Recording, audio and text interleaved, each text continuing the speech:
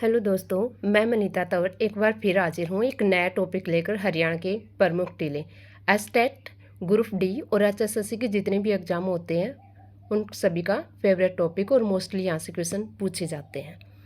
आज का हमारा टॉपिक है हरियाणा के टीले, आम भाषा में बोले तो टीपे। हजारों साल पहले ये सांस्कृतिक केंद्र रहा करते थे। बाद में धीरे धीरे यहाँ से लोगों का विस्थापन हुआ होगा और ये मिट्टी से ढक गए। आज देखने में ये विशाल टीले लगते हैं।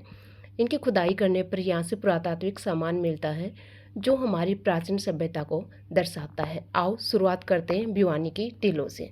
भिवानी की टीले। मिठाथल का टीला भिवानी से 15 किलोमीटर दूर स्थित है।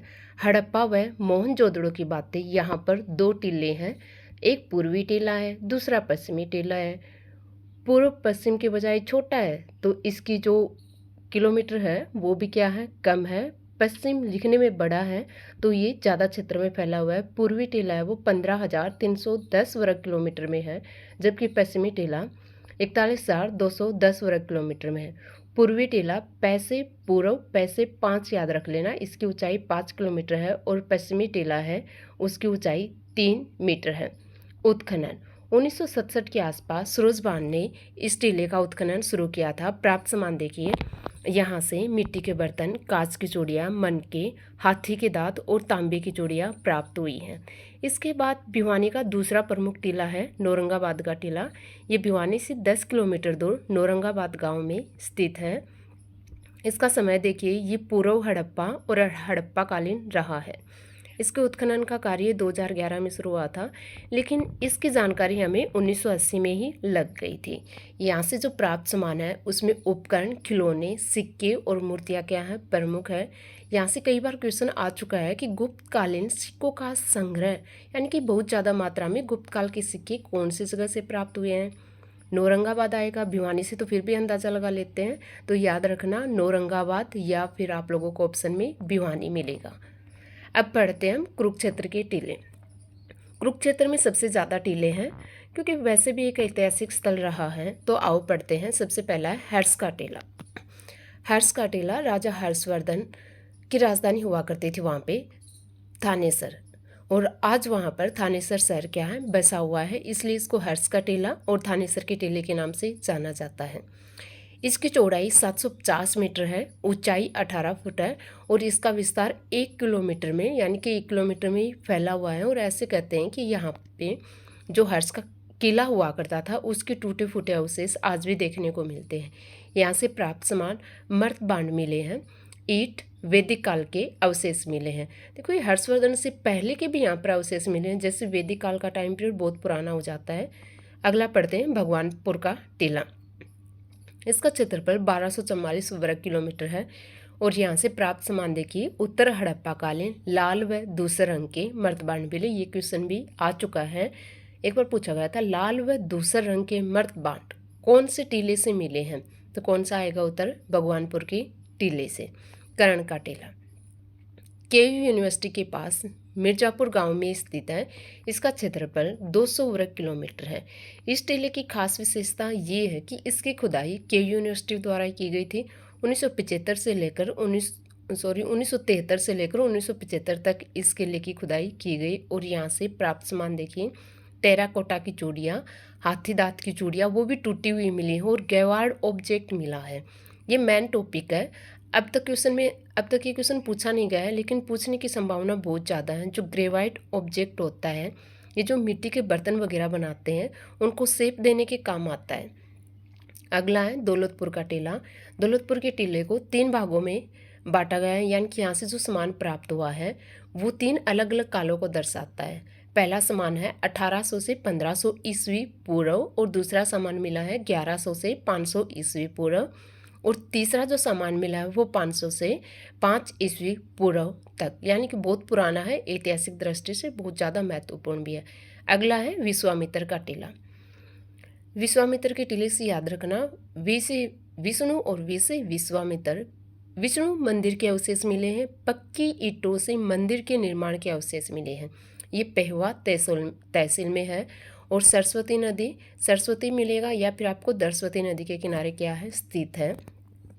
अगले देखते हैं, इसके बाद हम पढ़ते हैं बालू का टीला। ये कैथल के दक्षिण में स्थित है।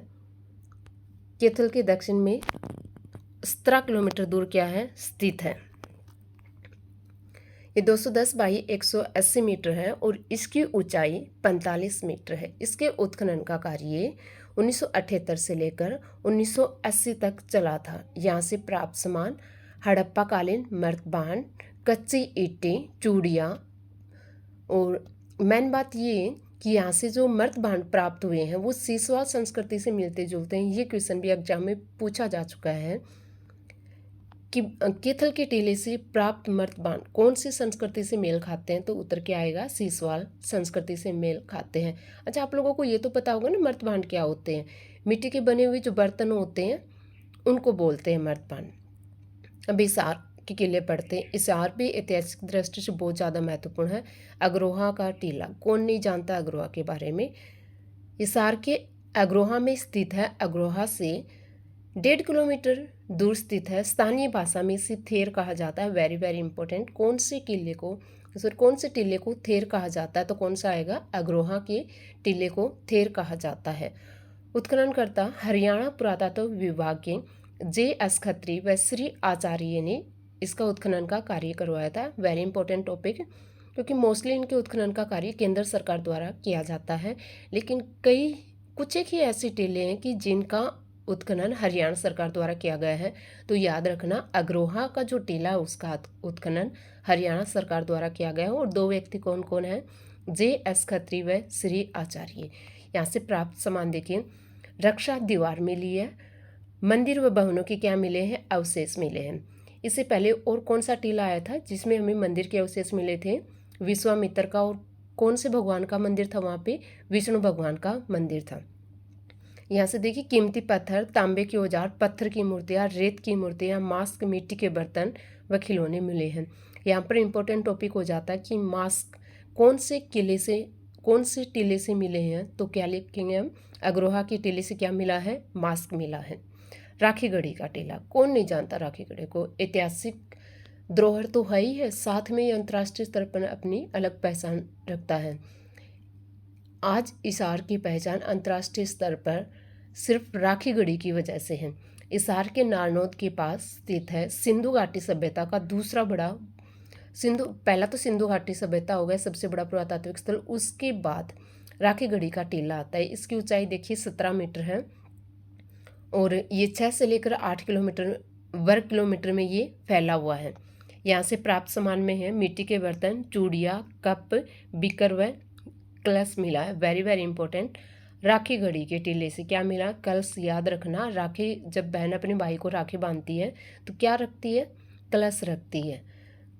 केंद्र सरकार ने इसे अंतर्राष्ट्रीय स्तर का संग्रहालय बनाने की घोषणा कर दी है। अरे घोषणा नहीं कि इसको बनाने का कार्य लगभग पूरा हो चुका है।